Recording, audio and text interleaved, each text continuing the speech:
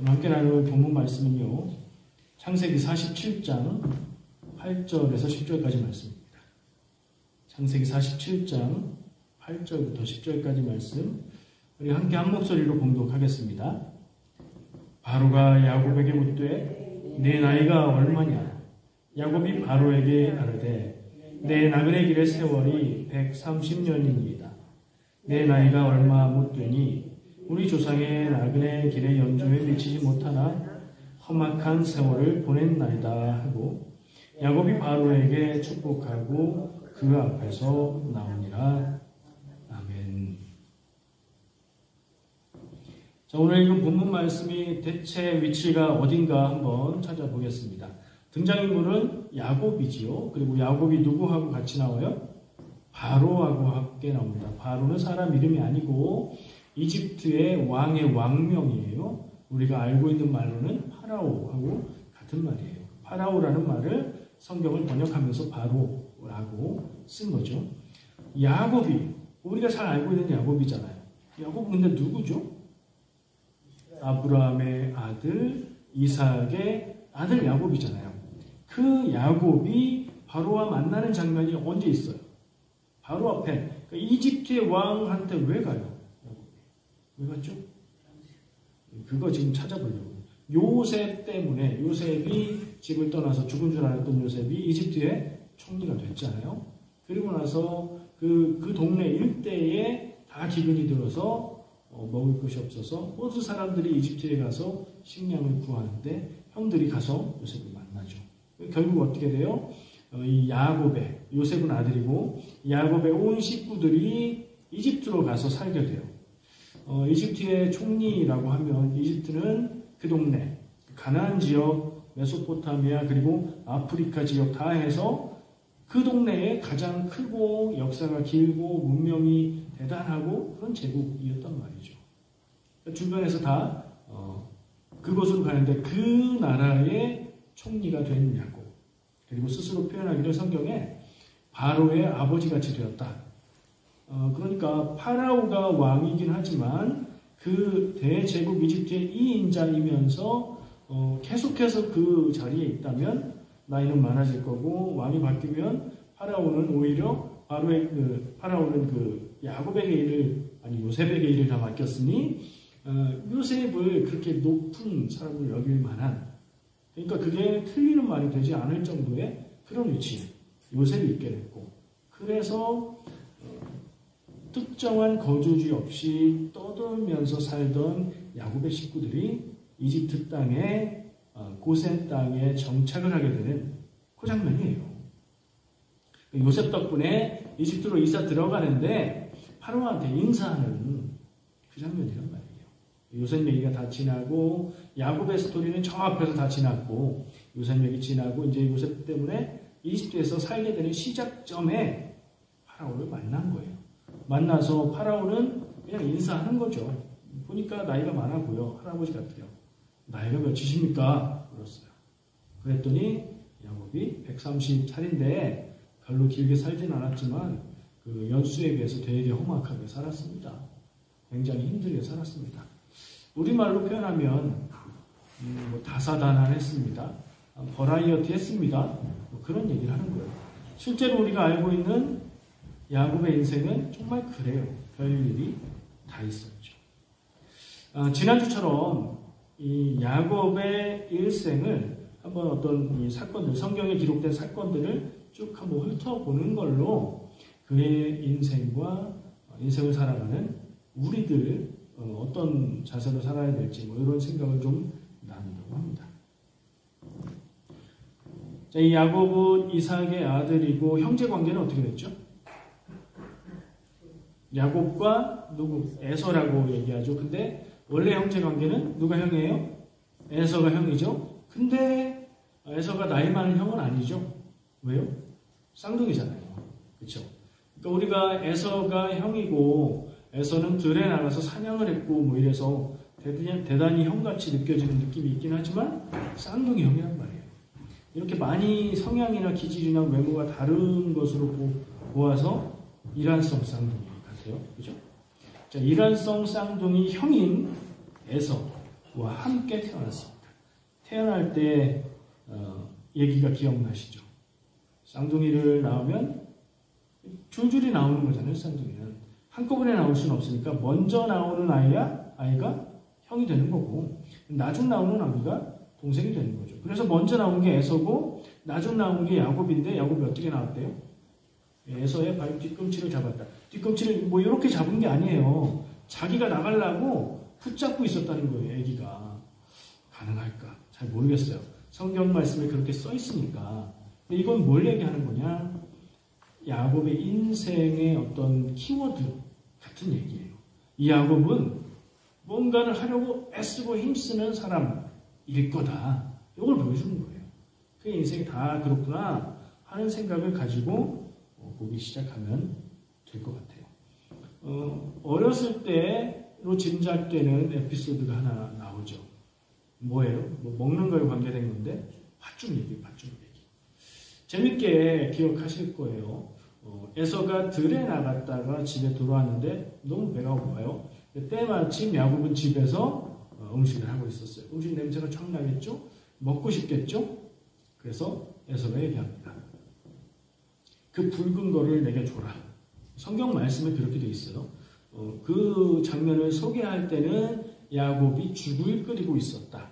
그러니까 그 음식은 죽이에요. 그리고 에서가 와서 그 음식을 보고 그 붉은 거 줘. 2번 반복하는 걸로 되어 있거든요. 원어로. 그 음식의 이름도 얘기 안 하고 붉은 거 놔줘 라고 얘기하는 건 지금 되게 엄청 배고프다는 얘기예요. 굉장히 배가 고파서 음식의 그 이름을 제대로 얘기하지도 않고 야 음식 했니? 수고했다. 이런 것도 없이 그거 나 먹게 놔줘. 이렇게 얘기하는 거예요. 상당히 교양 없는 배고파서 배 채우는 거에 급급한 상황을 표현해주고 있어요. 그랬더니 야곱이 형님이 그러는데 얼른 주지 않고 내가 이거 줄 수 있는데 그럼 형 나한테 장자의 권한을 나한테 파시오. 이 음식의 대가로 장자의 권한을 나한테 넘기시오. 라고 얘기하는 거예요. 이럴 수 있었다는 건 제가 보기엔이에요. 제가 보기엔 야곱은 이 장자의 명분을 호시탐탐 노리고 있었어요. 그러지 않고 기회가 있을 때 놓치지 않고 장자의 명분을 나한테 주시오. 그럼 내가 음식을 줄게요. 라고 할 수는 없겠죠. 아마도 기록된 것은 이거 한 번이지만 이런 비슷한 얘기들을 여러 번 하지 않았을까 하는 생각도 해요. 그랬더니 에서가 대답합니다. 장자의 명분이 별거냐? 내가 배고파서 죽게 생겼는데 그래 너 가져라. 맹세하쇼. 맹세합니다. 진지하게 너 장자 명분 네가 가져. 장자의 명분 뭐예요? 아버지가 장자에게 축복해주는 2배의 축복. 그걸 네가 받아라고 위임한 거예요. 진지하게 공식적으로 맹세했잖아요. 그 사건이 기록되어 있고 우리는 기억을 해요. 근데 왜 우리는 제가 지금 얘기하면서는 죽이라고 했고 붉은 것이라고 얘기했는데 이걸 팥죽으로 기억할까요? 성경 얘기 한번 짚어보고 가려고. 말씀에 팥죽이라고 나와요. 뒤쪽에 가보면 34절에 떡과 팥죽을 먹었다고 되어 있어요. 제일 처음엔 뭐라고 되어 있었다고? 죽을 끓였다. 두 번째는 붉은 것이라고 표현했다.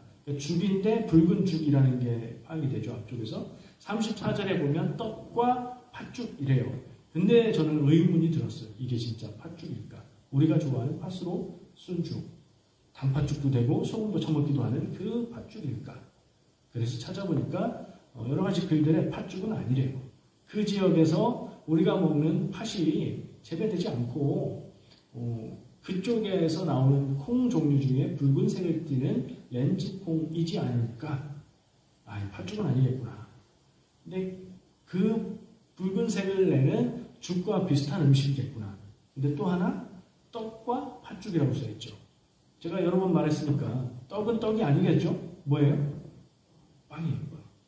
빵과 죽 같은 그런 걸쭉한 어떤 음식이라면 이거 어떻게 먹는 거겠어요?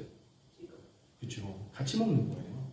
빵만 먹으면 뻑뻑하니까 그리고 차가울 수 있으니까 빵과 함께 따뜻하고 물기가 있는 걸 먹는 거예요. 그런 음식의 세트인 거예요. 그러니까 달랑 팥죽 한 그릇에 장자의 명분을 넘긴 건 아니고 빵도 있었어요. 빵과 팥죽이라고 할게요. 팥죽으로 보이는 뭐 숲에 가까울지 스튜에 가까울지 정말 죽에 가까울지는 모르지만 어쨌든 그런 음식을 먹고 장자의 몽금을 넘겼다. 성경은 그 부분에 스토리만 전하고 있는 게 아니라 평가를 해설하고 있는데 에서가 장자의 명분을 가볍게 여겼더라. 이렇게 달고 있어요. 이건 암시죠. 에서는 이 순간 장자의 명분을 가볍게 여기고 음식값으로 치러버렸으니 이 에서의 장자의 명분은 야곱에게 갈 것이다. 라는 암시를 여기서 보여주고 있죠. 야곱은 끊임없이 장자의 명분, 축복, 좋은 것을 원하고 노리고 기회가 있으면 그걸 얻으려고 하는 사람이에요. 마치 태어날 때 내가 먼저 나갈래 하고 발꿈치를 잡았던 모습처럼 그렇게 살고 있는 모습을 성경은 보여주고 있습니다. 드디어 창세기가 앞으로 한참 가서 27장 얘기를 보면 이 엄마하고 그 상황이 생기는데 이삭이 자기가 죽을 때가 됐다고 생각하고 지난번에 나눈 얘기잖아요. 축복해주겠다고 에서한테 얘기를 해요. 그 얘기를 들은 엄마 리브가가 자기가 좋아하는 야곱에게 너 가서 형은 사냥을 해가지고 오려면 시간이 걸릴 테니까 저기에 있는 염소 새끼를 가져와. 내가 음식을 해줄게. 그러면 아버지한테 그것을 주고 네가 에서인 것처럼 장자의 축복을 받아. 야곱은 이 축복을 원했고 자기가 받았으면 좋겠다고 생각을 하는 것 같은데 이 정도까지 대담하진 않았어요. 아버지를 속이고 그 축복을 내가 받아야 되겠다 정도까지는 아니었는데 이 사건은 누구의 주도성이 더 크냐? 엄마 리브가. 그러니까 엄마 리브가 야곱의 성향이 속여서라도 좋은 것을 가지려고 하는 성향이 없지 않는 것 같아요. 이건 누구에게도 나타날까요? 나중에 만나게 되는 외삼촌. 이 엄마의 오빠 아니에요. 라반도 만만치 않은 인물이라는 걸 보면 알 수 있어요. 그런 성향이 이들에게 있었다. 좋은 거는 어쨌든 갖고 싶어 하는 그런 성향. 그래서 거기 가면 어디까지 가요? 속여서라도 내가 가지려고 하는. 근데 거짓으로 속여서 좋은 것을 내가 가지면 그것은 빼앗는 거고 빼앗긴 입장에선 억울하게 생각하겠죠. 에서가 사냥을 해서 음식을 가지고 왔어요. 그랬더니 넌 누구냐? 나는 다 축복을 해줬는데 야곱이 그랬다는 걸 알죠. 그리고 반응이 어땠어요?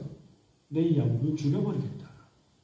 거짓으로 남의 몫인 것을 이게 남의 몫이냐? 이건 좀 애매해요. 성경이 그가 맹세해서 장자의 고난을 음식과 바꿨다고 얘기해주고 있으니 누가 정당한지는 모르겠지만 어쨌든 거짓으로 아버지를 속여서 받은 축복이 그리 정당하다 말하기는 어렵겠고 에서의 입장에서는 억울하겠죠. 에서의 태도를 볼 때 아버지가 너를 축복해주겠다 그러면 아버지 그 축복은 야곱 겁니다. 제가 음식에 넘겼거든요. 이렇게 얘기 안 했잖아요. 당연히 자기가 받을 것으로 생각하고 가서 사냥하고 왔잖아요. 이런 상황에서 야곱은 어머니의 뜻을 따라서 속이고 축복받는 길을 선택했는데 자, 그 결과가 어떻게 됩니까? 모든 일에는 결과가 따르죠. 속임으로 좋은 걸 갖는다면 빼앗겨서 억울한 사람은 가만히 있지 않을 것이고 그래서 어떻게 됐어요? 야곱은 집을 떠나야 됩니다. 동생을 죽이려고 하는 에서를 보고 리브가는 아버지 이삭과 같이 얘기를 해서 우리 야곱을 좀 집을 떠나 있게 해야 되겠다. 의논하고 아버지가 다시 야곱을 불러서 너 있어. 그리고 거기서 아무하고나 결혼하지 말고 그 집안의 사람들, 우리 동족의 사람들과 결혼을 해. 그러니까 이 길을 떠남의 목적은 두 가지인 거죠. 형 에서의 위협에서 피하는 것, 그리고 자기 가족 안에서 결혼하는 것. 이 두 가지 목적을 가지고 떠나게 돼요. 여기에서 저는 무엇인가 선택하고 행했을 때 그것에 따른 책임져야 하는 결과가 나온다는 생각을 해요. 야곱이 축복을 받았으나 그리고 이삭도 속아서 축복해줬지만 한 번 준 축복을 되돌릴 수 없다. 이렇게 하는 것을 봐서 야곱은 축복을 받았어요. 근데 인생이 고달프게 됐죠.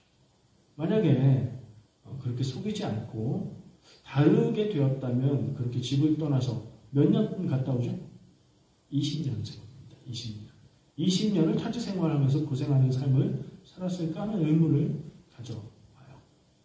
하나님의 일은 어떻게든 진행이 됐겠지만 그런 고생스러운 삶이 아까 바로 앞에서 말했던 험악한 세월을 말하는 게 아닐까 생각해요. 달라졌을 거라는 생각을 해요. 왜요? 우리가 다 경험하잖아요. 우리가 어떤 태도로 살아가느냐에 따라서 우리의 삶의 결과는 달라지잖아요. 그럼 이 책임이 누구에게 있느냐? 여기서 가만히 있던 리브가를 저는 끄집어내지 않을 수 없어요. 엄마 리브가. 그리고 그 원인을 더 깊이 들어가 보면 지난주에도 얘기했지만 아버지는 사랑해주는 아들 에서를 사랑했고 어머니는 집안에 있으면서 자기와 가까웠던 야곱을 사랑했던 갈라진 가정, 편애하는 가정의 그런 모습까지도 생각하게 되죠. 그런 모습과 속여서라도 좋은 것을 갖겠다는 생각들, 그게 이 야곱의 인생을 고달프게 만든 것이 아닐까. 다시 질문을 해봐요. 한 번 속여서 축복받은 것으로 인해서 이 모든 20년의 고생이 있었던 걸까? 저 스스로 물어보니까 그럴까 하는 생각이 들어요. 직접적으로는 그렇긴 하지만 저는 그때까지 살아왔던 야곱의 자세, 인생을 사는 태도, 그리고 그 이후에도 변하지 않고 그렇게 살았던 모습, 그게 다 합해져서 그 20년의 고생의 세월이 있지 않았을까. 그런 생각을 해요. 야곱의 인생을 지금 어린 시절부터 몇 가지 얘기를 했고 떠나가서 20년 세월을 살고 다시 돌아오죠. 그 인생들을 생각해 볼 때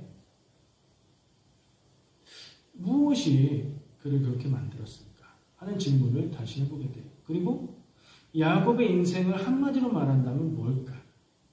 야곱이 살려고 했던 삶의 방향은 아마도 성공하는 인생이었던 것 같아요. 좋은 것을 소유하는 인생. 자기가 있는 상태에서 자기 눈에 보이는 가장 좋은 것을 가지기 원하는 사람이었어요. 가는 곳곳마다 좋은 것을 자기가 가지려고 노력했죠. 열심히 사는 사람이에요. 노력하는 사람이에요. 좋은 것을 알아보고 좋은 것을 가지려는 사람이에요. 그러니까 야곱은 성공하는 인생을 살려고 했다 하는 생각이 드는데 나중에 요셉까지 잃었다고 생각하고 오랜 기간이 지나서 바로 앞에 서서 나는 험악한 인생을 살아왔습니다 라고 말할 때쯤에 야곱의 모습을 보면 인생을 쭉 돌아보면 그가 성공하는 인생을 살았나라고 보면 그거보다는 뭔가 다른 인생을 결국에 보면 다른 인생을 산 것 같다는 생각을 해요. 하나님 앞에 바로 서는, 그러니까 조금 뭔가 잘못되고 나사가 잘못 끼워져 있고 방향성이 잘못 잡혀 있었던 그 인생이 여러 고생을 통해서 하나님 앞에 바로 서게 되는 인생으로 간 것이 아닐까. 성경을 읽으면서 바라보는 입장에서 보면 성공하는 인생이 아니라 방향을 바로잡는 인생을 산 것이 아닌가 하는 생각을 해요. 그런 생각을 가지고 또 뒤에 스토리를 이어가 볼게요. 창세기 29장에 가면 야곱은 라반의 집에 도착합니다. 라반이 살고 있었던 지역은 어디예요? 이거 한번 생각해 보시면 아브라함이 여기를 거쳐서 가나안 땅으로 갔었죠. 그리고 다른 형제 가족들은 거기에서 계속 살았어요. 하란입니다. 하란. 가까운 길은 아니에요. 그래서 가는 길에 하루에 못 가서 가는 길에 노숙을 하죠. 길에서 잡니다. 거기가 나중에 지명이 생기는데 뭐죠? 하나님의 집이라는 뜻의 베델이라는 곳이 돼요. 왜 그렇게 됐느냐? 야곱이 길에서 노숙을 하는데 자다가 꿈에 보니까 자기 있는 곳에서부터 하늘까지 사다리가 보이는데 그 사다리로 천사들이 오르락 내리락 하는 모습을 보게 돼요. 그리고 그가 깨닫습니다. 아, 하나님이 여기도 계셨구나. 무슨 뜻일까? 자기가 집에 거할 때는 평안했었고 보호받는 입장이었는데 지금 집을 떠나서 새로운 거처에 도착하지도 못한 그런 불안한 상황인데, 근데 여기에도 하나님이 계시는구나 하는 걸 깨달았다는 거죠. 그래서 그곳의 이름을 하나님의 집 베델이라고 이름 지었고, 여기에 나중에 하나님의 성전을, 하나님의 집을 짓겠다는 맹세를 하죠. 나중에 그게 이루어지잖아요. 거기가 예루살렘 지역에 성전이 서게 되는 자리라고 그렇게 얘기를 합니다.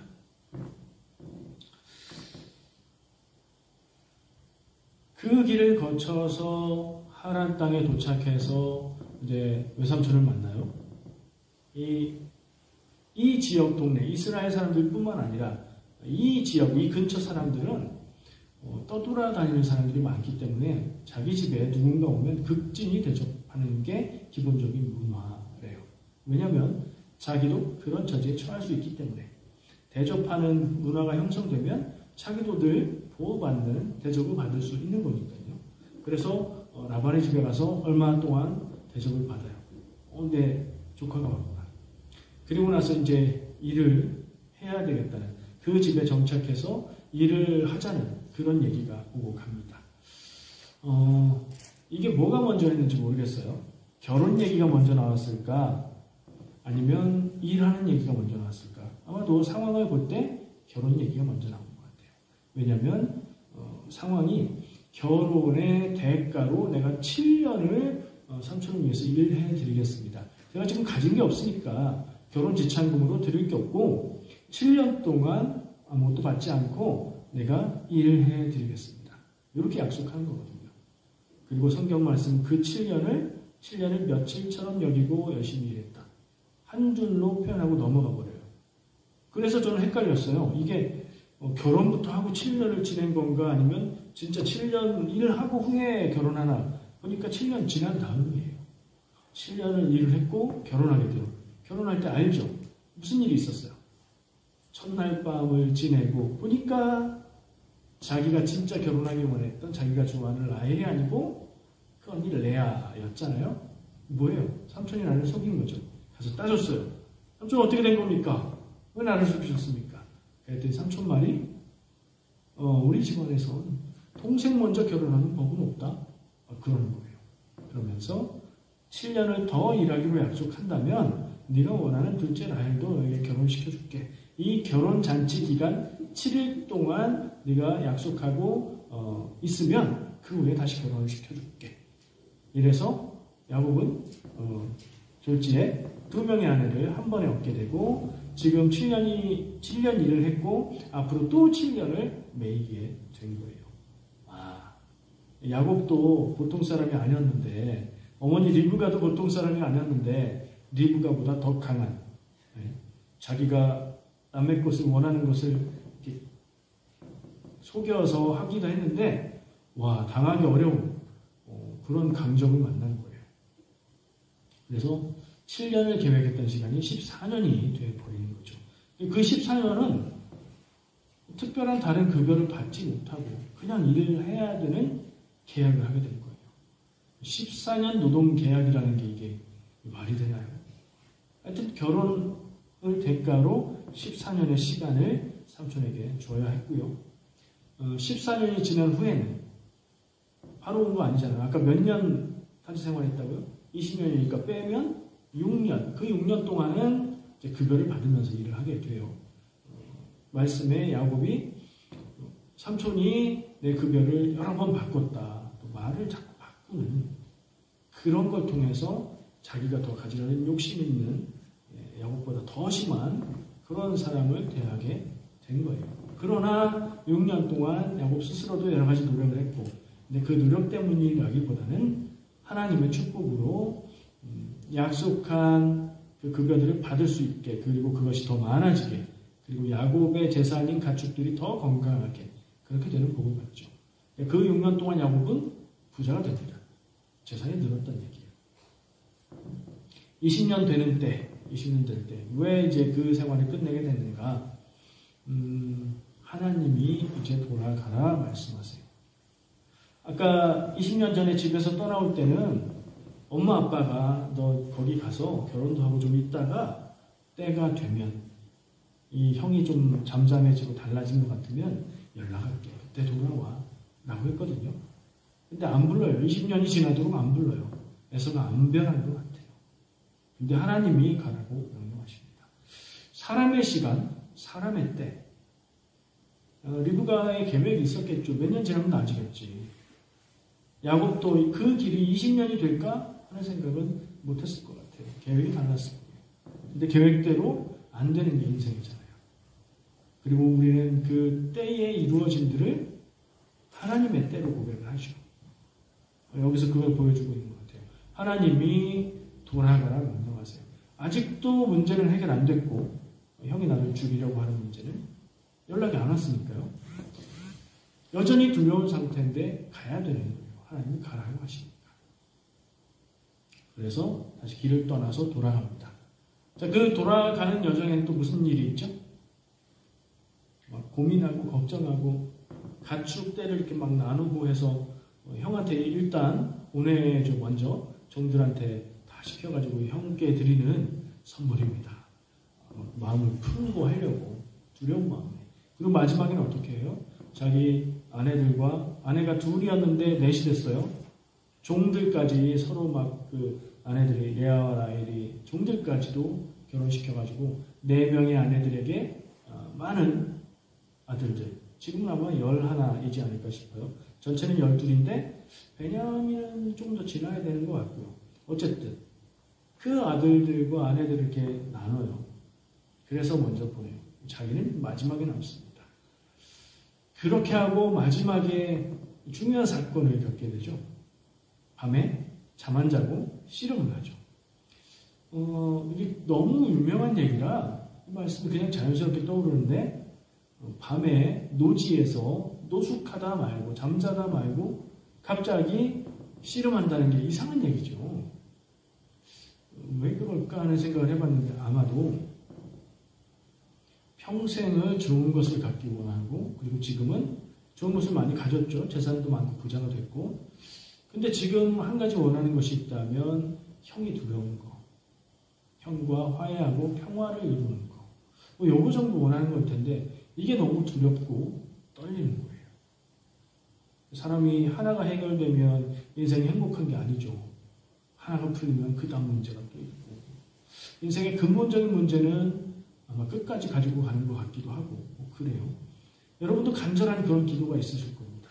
야곱이 그런 간절한 마음으로 하나님 앞에 기도를 했을 수도 있고 그런 마음 아주 간절하고 절실한 그런 마음을 표현한 것이 아닌가. 그게 형상화된 것이 아닌가. 하나님의 천사가 와서 그와 씨름을 하는데 밤새도록 씨름을 했다. 밤새도록 씨름을 어떻게 해요 사람이. 천사를 상대로. 근데 야곱은 그렇게 살았던 사람이라는 거예요. 할 수 있는 모든 것을 다해서 정말 목숨을 걸고 자기가 원하는 것을 위해서 그렇게 열심히 살았던 사람. 근데 못 이기잖아요. 천사도 그를 못 이겼지만 그도 천사를 이길 수는 없잖아요. 그렇죠? 그래서 결국에 그걸 저는 메시지를 사람이 원하는 것을 이룬다는 것이 자기 혼자 노력과 의지와 뭐 이런 거로 되는 건 아니다 하는 생각을 하게 돼요. 야곱이 그걸 보여주고 있고요. 그런데 그 결론은 어떻게 돼요? 천사가 떠나가려고 하면서 나 이제 가야 된다. 놔줘라. 그러니까 나에게 축복해 주기 전에는 가실 수 없습니다. 천사가 어떤 일을 하죠? 축복 쫙 뭐 이런 거 주는 게 아니고 네 이름이 뭐냐? 야곱입니다. 이제는 야곱이라고 하지 않고 뭐라고요? 이스라엘이라고 하라. 이름을 새로 줘요. 이때 천사는 어느 순간인지 몰라도 천사는 곧 하나님이에요. 이게 성경 말씀을 꼼꼼하게 읽어봐도 언제 천사인지 언제 하나님인지 헷갈릴 정도로 막 자기가 하나님인 것처럼 말하기도 하나님이라고 생각하면 하나님이 야곱에게 새 이름을 주셨다는 건 성경에서 이름은 인생을 상징하는 것이고 새로운 인생을 주신 것이고 삶의 태도를 바꿔 주신 것이고 그 이스라엘이라는 이름의 뜻은 사람과 하나님과 겨루어서 이겼다. 저는 굉장히 역설적인 이름이라고 생각하는 게 사람과 하나님과 겨루어서 이길 수 있는 사람은 없죠. 그건 존재나 상식적으로도 그렇고 여러 가지로 말이 안 되는데 저는 그걸 하나님이 야곱의 인생을 바꾸어 줌으로써 그것을 얻는 삶으로, 복된 삶으로 바꾸어 주신 것. 그러니까 다르게 표현하면 하나님이 야곱에게 저 주신 것이라는 생각을 하면서 이 장면을 봅니다. 이 장면을 기점으로 야곱의 인생을 좀 변화해야 되겠죠. 이름을 바꾸는 것은 인생이 변하는 거니까요. 그렇게 해서 길을 가서 형 에서를 만나게 되고 화해하죠. 눈물의 화해를 하고 자기의 터전을 마련하고 살게 됩니다. 이렇게 얘기가 끝나는 듯 했으나 이제 아들들 얘기, 요셉의 이야기로 넘어가잖아요. 그리고 그 얘기가 쭉 진행된 다음에 요셉이 팔려가고 이집트에서 고생하다가 총리가 되고 시간이 많이 지났으니까 늙었을 것이고 그만큼 그리고 그 요셉이 불러서 이집트에 가서 살게 될 때 그때 파라오가 인사하면서 나이가 몇이시오? 물으니까 130입니다. 짧은 인생인데 험악하게 살았습니다. 라고 말하는 거예요. 이 험악한 인생. 야곱의 인생을 그냥 짧게 간략하게 쭉 훑어봤어요. 그리고 아까 중간에 얘기했듯이 야곱의 인생은 성공하는 인생이라기보다는 삶의 방향을 바로잡는 그런 인생이었던 것 같다. 그가 애쓰고 힘썼지만 이루지 못했던 것 하나님 앞에서 그 하나님의 바꿔주시는 은혜를 통해서 변화된 것 같다. 그런 얘기를 했었죠. 어떤 생각이 드십니까? 여러분이 보시기에 야곱의 인생은 야곱이 스스로 말한 것처럼 험악한 인생입니까?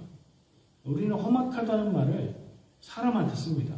인상이 험악해. 이렇게 쓰죠. 무섭고 두렵고 떨리고 괴롭고 이런 느낌인데 그 말은 뭘 의미할까요? 야곱의 인생 평탄한 인생이라고 말하기는 좀 어려울 것 같아요. 일단 고향을 떠나면 집을 떠나면 개고생이다. 개고생이 속어가 아니라 사전에 있는 표준어라고 하더라고요. 굉장히 고생한다. 근데 20년이나 그렇게 고생했죠. 마음고생, 몸고생 하면서 그렇게 살았죠. 노년에는 어땠어요? 아까 그냥 훅 넘어갔지만 가장 사랑하는 아들을 잃고 괴로움에 난 아이들을 또 지내야 했죠. 그의 인생에 이 요셉을 잃고 살았던 시간들도 꽤나 의미가 있을 것 같아요. 그렇게 해서 결국에는 이집트 땅에서 죽게 되고요. 요셉에게 당부합니다. 죽을 때쯤에 내가 죽게 되면 나를 이 이집트 땅에 묻지 말고 우리 조상들이 묻혀있는 기억하시죠? 아브라함이 돈 주고 산 그 무덤 거기에 나를 장사하라 해서 정말 죽고 난 뒤에 요셉이 그를 데리고 조상들이 묻혀있는 아브라함과 사라와 레아가 그리고 또 누가 있었는데 이 조상들이 묻혀있는 그 무덤에 장사가 됩니다. 성경에 볼 때 열조에게로 돌아가니라 조상들의 묘실에 묻혔느니라 이런 표현이 나오거든요. 죽었다는 얘기를 할 때 그렇게 하는데 그것은 실제로 조상의 무덤에 같이 안치가 됐다는 얘기이기도 하고요. 근데 좀 특이하죠. 우리는 조상들을 매장하든가 뭐 화장하든가 어떻게 하든가 같이 되는 합장이 흔치는 않죠. 근데 뭐 어떤 형태의 합장이 될까? 뼈만 모아서 묘 안에 넣는 그래서 한 묘에 많은 조상들이 함께 있을 수 있는 그런 문화라고 해요.